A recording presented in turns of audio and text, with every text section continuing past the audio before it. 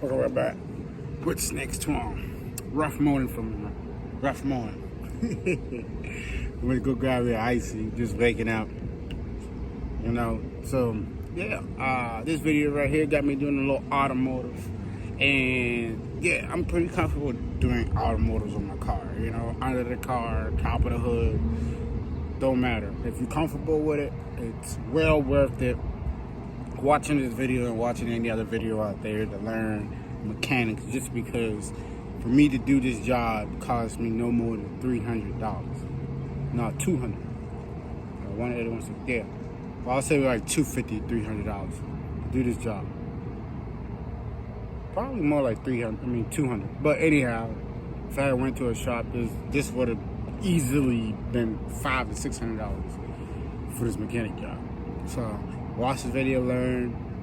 What I would tell you that I learned is take a picture before you start the job, take a picture at the middle of the job, take a picture at the end of the job, so you can remember how things is set up and go for you to do it yourself. And I went back on YouTube, watched a couple of videos to refresh my memory to how to do these things. And turns out I didn't have to use no center blocks. Like one video I saw, another video I saw, I used these 2x4s to kind of help with the jack stand and stuff like that. And I cut those out. Waste a whole lot of time just cutting wood. And I just found out if you just drop the car up high enough, put the jack stands on there high enough, your caliper won't touch the ground. Not your caliper, your rotor, which I'll be talking about later on in the video and everything. But yeah, you know, the first video I watched, this person had cinder blocks lifting up the whole back end of the car and stuff like that.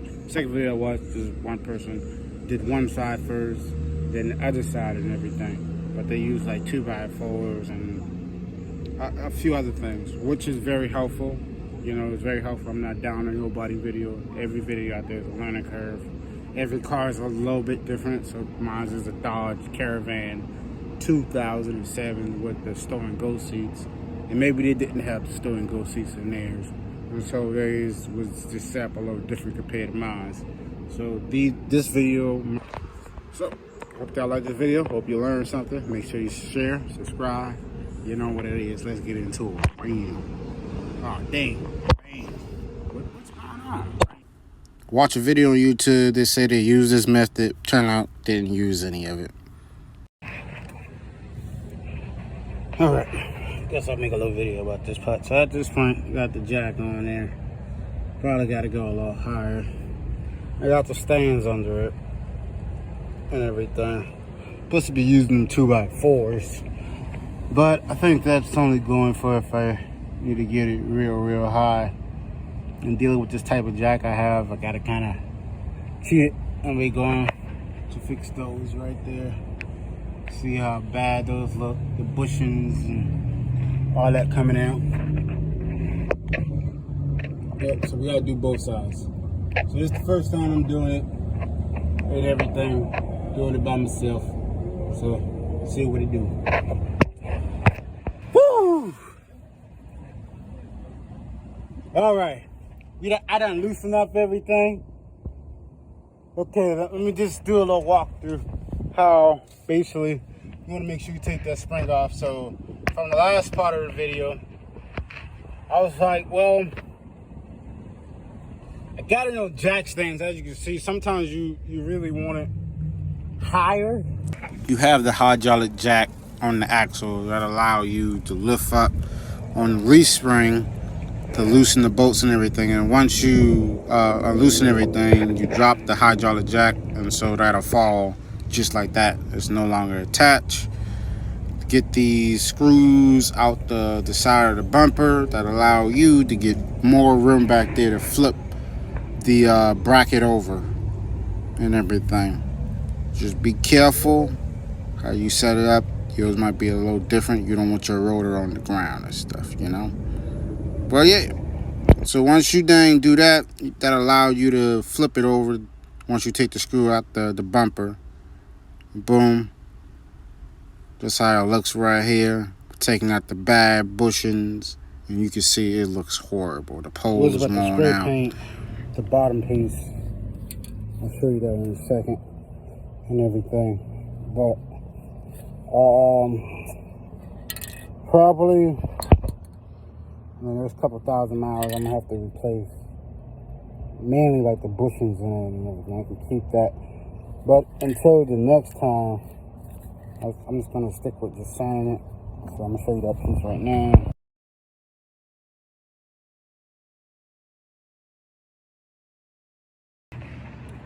Alright guys, that's the new bushings on here and everything.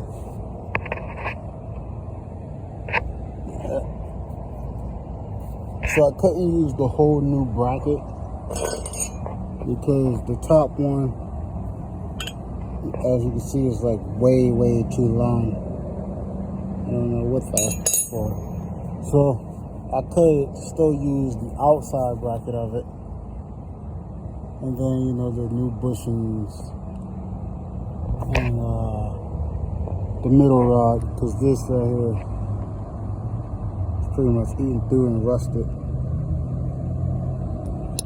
As you can see, this was done already eaten through, so now it's eaten through this part. So we are done. Just gotta jack this back up, throw the wheel on, boom, bam. I don't have a torque bar. If you do have a torque bar, it's only 10 foot-pounds. I always really tighten it real good and then give it like a quarter turn after it's super tight. And usually when you do a quarter turn when it's already super tight, that's pretty much to give you close to spec or over spec. And doing bolts at the bottom of your car and everything, you always want to, sometimes it's okay to go over, especially under, because if you go under and this come off, yeah. All right, this passenger side done was the worst one. As I was seeing, the driver's side is real bad, but this one already was tenured. Basically, you can see how gone that is. But yeah, if you have the store and go, this is a 2007, you will have an extra bolt, and that bolt right there is a 16, and these are 15s, and these are 15s. And that shock up there that I took off, boom, that shock right there, that's an 18 up there. As you can see, the arrow right there standing 15, for the left 16, side of the car, the driver's side. 18. Just showing y'all some pictures how the driver's side that look and how the passenger side look after changing the bushings. Or 19 just one side of the bracket because the other side didn't fit. Everything. I watched one video where they used a scissor jack and put in here to push down on this. But that probably was an older model, older model. I can't get the word out because there's no place you can see that I can put a jack at without busting my holes and stuff. So make sure you look at your model. And then I don't have another bar right there. I forgot the name of the bar, but I don't have the bar on here. And so basically, yeah, just gotta throw the tire on there, get that back on to be a done deal. The bolts, I cut the bolts for nothing because I watched a video, and the first video I watched, so yeah, I'm gonna just break this down if I can go ahead and knock the other side out real fast since I already got it down pat. So I watched a couple YouTube videos, and one person was using the bolt, and that's why I was talking about the scissor jack. Just had to cut this bolt to this size, and then I had to cut small ones to be able to sit on the jack stand and everything. And then the first video I watched, somebody used some cinder blocks. So I just took what I had found out for the first video and the second video and put this together. I didn't have to use no cinder blocks. As you can see, the cinder blocks. I didn't have to use the wood. I thought I had to use the wood. Just make sure you have it jacked high enough off the off the ground with the jack stands and everything. So when you lower it, you do not have that caliper or the rotor. You don't have your rotor sitting on the ground. So lucky enough, I had the jack stand high enough to be able not to have the rotor sitting on the ground. And yeah, hope y'all learned something from it. Like I say, this is totally different than the other ones. So yeah, thank you for watching. What's next one? You never thought I was gonna be mechanic on it, huh? Yeah.